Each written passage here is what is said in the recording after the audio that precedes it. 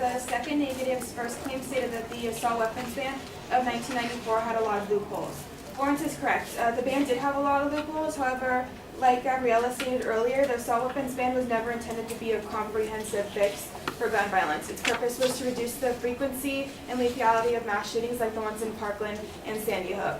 The 1994 law included a ban on 18 specific models on assault weapons, as well as a ban of firearms containing certain military-style features like magazines capable of holding more than 10 bullets. Despite what one of my opponents claimed earlier, Luis Claveris, who is a researcher at the University of Massachusetts and who also has numerous published articles and books on mass shooting violence, compiled data on massacres involving 6 or more fatalities for the 50 years before 2016. His numbers show that gun violence fell significantly during the times the assault weapons ban was in place and skyrocketed after the ban lapsed in 2004.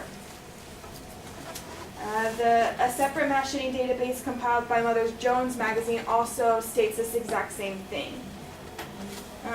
The second claim by my opponent was that the law did not have an effect in lowering crime or gun violence. The real objective of the assault weapons ban, like I said before, was to reduce the frequency of mass shootings.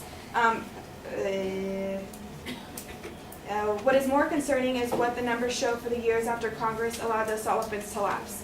Guns like the ones used in Parkland and other mass shootings are now among the most popular firearms currently on the market. This means that would-be mass shooters have little trouble obtaining these weapons.